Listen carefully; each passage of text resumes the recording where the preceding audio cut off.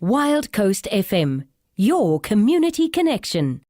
Sandy Sizzles. We do Sandy Sizzles. Good morning. Good morning, Wayne, and hello to everybody listening out there.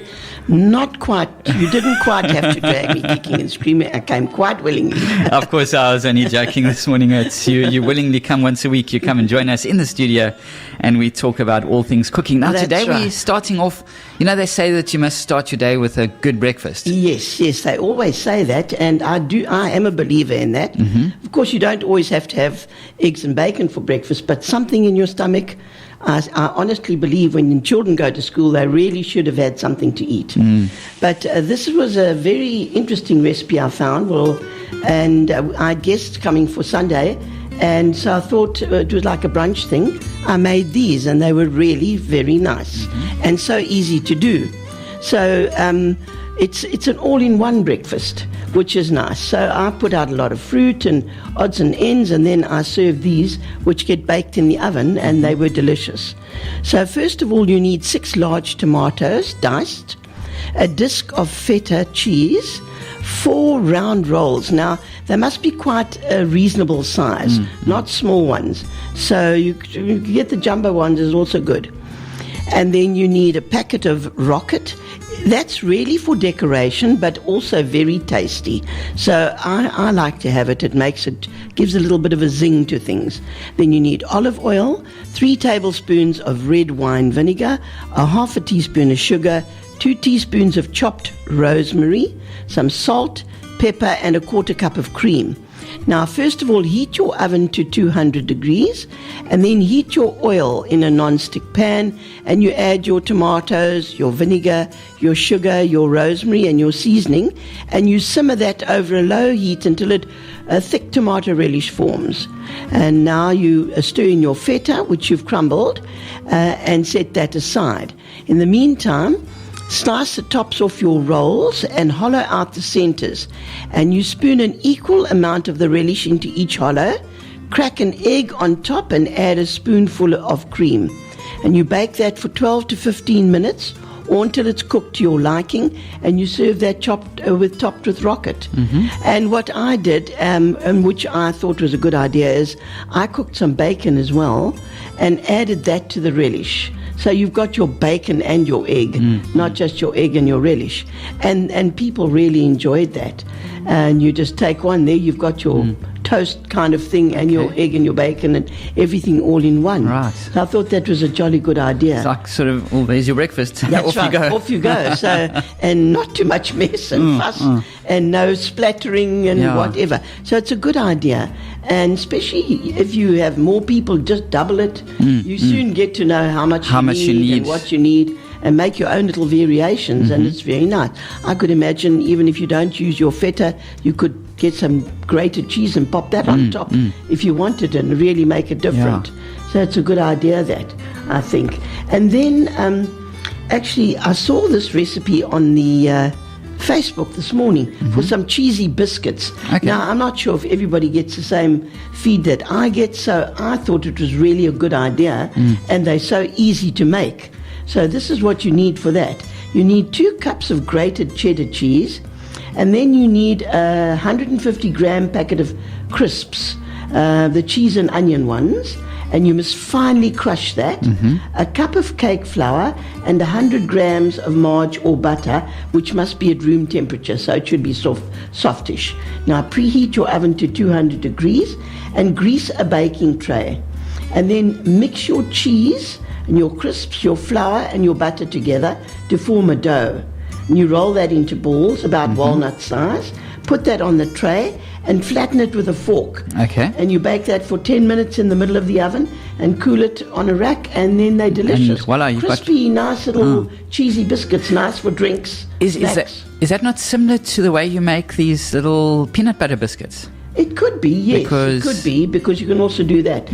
Make it into little balls and then you flatten them with a fork. Because I remember these little biscuits that my gran and my mom and everybody used to make, and it always used to have these little lines on it. Oh yes, well lots of people use a fork to make lines on biscuits. Wayne, they get lots of biscuits with lines on, don't worry, not only peanut butter biscuits. But while we're talking about that, another thing I saw, and I'll quickly talk about that as well, which I thought was a jolly good idea.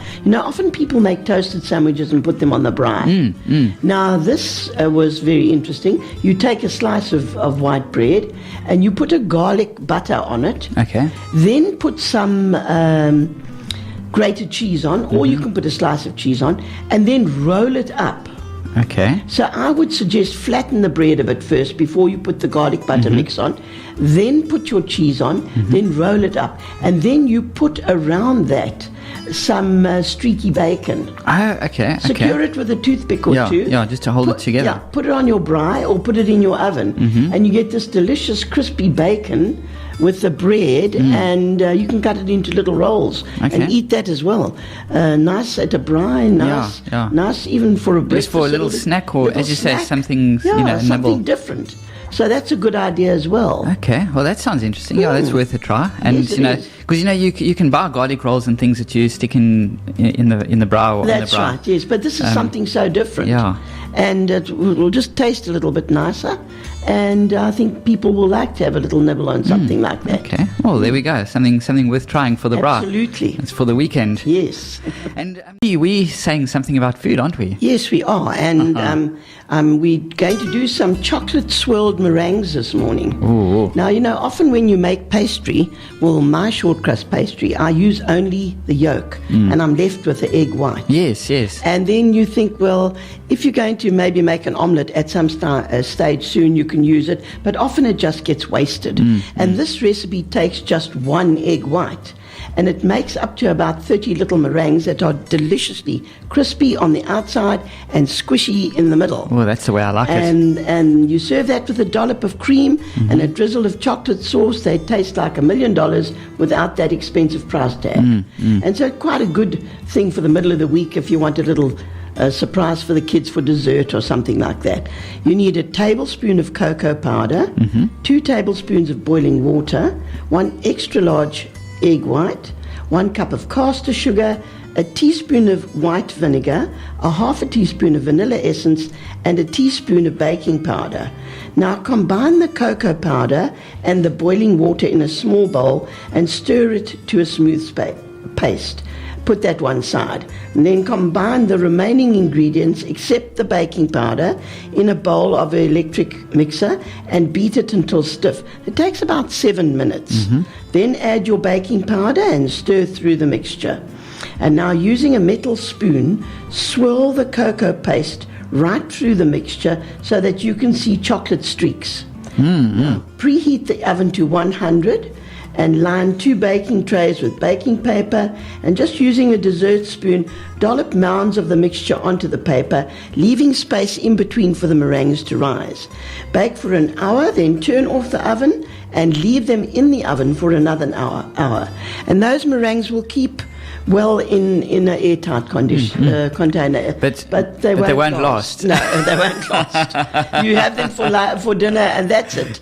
But I mean, it's well worth it and not that hard to make. Yeah. So nice dessert to make. Meringues with a little bit of a chocolate flavour to it. Yes, I think it's absolutely nice. Looks nice and served with a bit of cream and maybe a chocolate sauce, or even with a bit of ice cream. A little bit of ice cream, or Delicious. meringues crumbled over ice cream. Yes, delicious, delicious. Ooh la la, too So good. there we go, folks. That will be a nice sweet ending. And I hope that you're all going to have a good week this week.